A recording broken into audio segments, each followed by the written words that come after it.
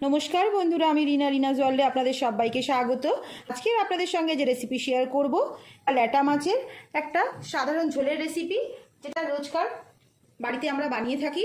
অল্প সময়ের মধ্যে এই রেসিপি বানিয়ে ফেলতে পারবেন। দুপুরে ভাতের সঙ্গে এই রেসিপি চটজলদি অল্প মশলায় বানিয়ে নিতে পারবেন। একটা দারুণ স্বাদের মাছের ঝোলের রেসিপি। আশা রাখছি ভিডিওটা দেখে আপনাদের ভালো লাগবে। ভিডিওটা দেখে ভালো লেগে থাকলে লাইক, কমেন্ট, শেয়ার করতে ভুলবেন না। নতুন বন্ধুদের সাবস্ক্রাইব করার জন্য অনুরোধ রইল। অল্প সময়ের মধ্যে দারুণ স্বাদের এই ল্যাটা মাছের ঝোল রেসিপির ভিডিওটা দেখে নিন। ল্যাটা মাছের রেসিপিটা বানানোর জন্য আমি এখানে 5 পিস মাছ নিয়ে নিয়েছি। মাছগুলো কেটে ভালো করে ধুয়ে পরিষ্কার করে নিয়েছি। প্রথমে নুন, হলুদ আর সর্ষের তেল ভালো করে মাখিয়ে নেব। দিয়ে দেবো 1 টিস্পুন হলুদ, দিয়ে দেবো 1 টিস্পুন নুন, আর দিয়ে দেবো সামান্য সর্ষের তেল। নুন, হলুদ আর তেলটা ভালো করে মাখিয়ে নেব।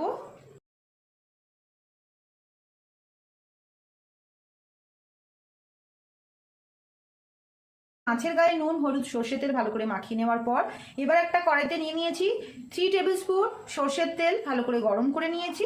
এবার মাছগুলো ভেজে নেব।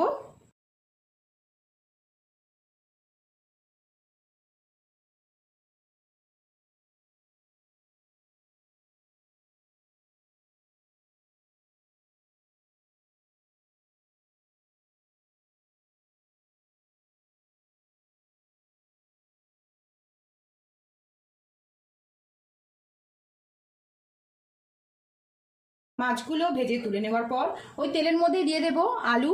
এবার আলুগুলো ভেজে নেব। এখানে আলুগুলোকে সরু লম্বা করে কেটে নিয়েছি। আলু যতগুলো প্রয়োজন সেই হিসাবে নিতে হবে।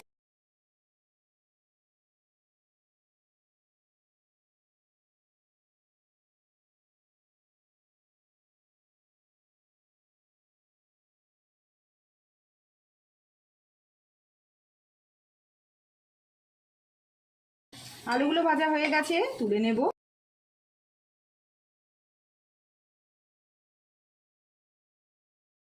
আলুগুলো ভেজে তুলে নেওয়ার পর ওই তেলের মধ্যে দিয়ে দেবো 1/4 টিস্পুন কালো জিরে। গ্যাসের ফ্লেমটা লোতে রেখে দিতে হবে। দিয়ে দেবো 3টে চেরা কাঁচা লঙ্কা। এবার একটা মিডিয়াম সাইজের পেঁয়াজকে স্লাইস করে কুচিয়ে নিয়েছি, দিয়ে দেবো। প্রথমে পেঁয়াজটা ভেজে নেব।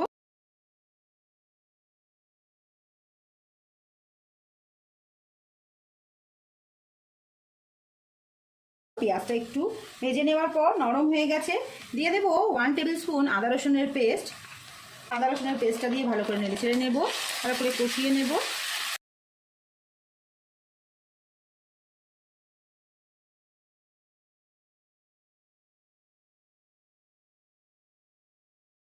আদা রসুনের পেস্টটা দিয়ে ভালো করে কষিয়ে নেওয়ার পর দিয়ে দেবো 1 টিস্পুন ধনে গুঁড়ো, দিয়ে দেবো 1/2 টিস্পুন জিরে গুঁড়ো, কাশ্মীরি লঙ্কা গুঁড়ো দিয়ে দেবো 1/2 টিস্পুন কালারের জন্য, কেউ স্কিপও করতে পারেন। হলুদ দিয়ে দেবো 1/2 টিস্পুন, নুন দিয়ে দেবো স্বাদ মতো। ভালো করে কষিয়ে নেব।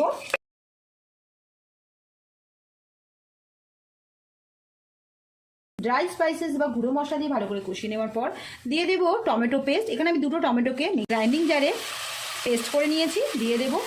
টমেটোর সঙ্গে এখানে আমি 2টো কাঁচা লঙ্কাও পেস্ট করে নিয়েছি। যেহেতু আমি এখানে গুঁড়ো লঙ্কা ব্যবহার করছি না, কেউ চাইলে গুঁড়ো লঙ্কা ব্যবহার করতে পারেন।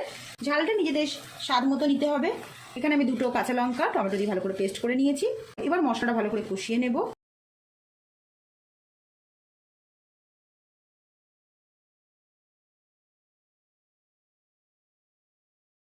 মশলাটা ভালো করে কষানো হয়ে গেছে, তেলটা উপর থেকে রিলিজ করে গেছে। এবার দিয়ে দেব গ্রাইন্ডিং জার ধোয়া জল 1/2 কাপের মতো, আর দিয়ে দেবো সামান্য চিনি টেস্টের ব্যালেন্সের জন্য, কেউ স্কিপও করতে পারেন। এবার ভালো করে নেড়ে ছেড়ে নেব। মশলাটা আরও ভালো করে কষিয়ে নেব।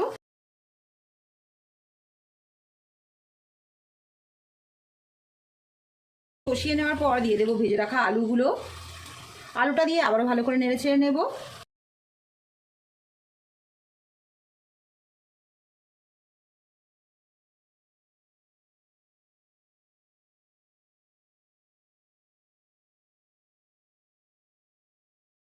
আলুটা দিয়ে মশলার সঙ্গে ভালো করে কষিয়ে নেওয়ার পর দিয়ে দেবো 1.5 কাপের মতো গরম জল।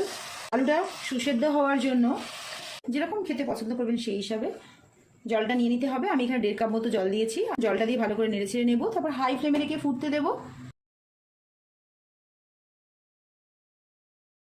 5 থেকে 7 মিনিট হাই ফ্লেমে ফুটিয়ে নেওয়ার পর এবার দিয়ে দেবো ভেজে রাখা মাছগুলো।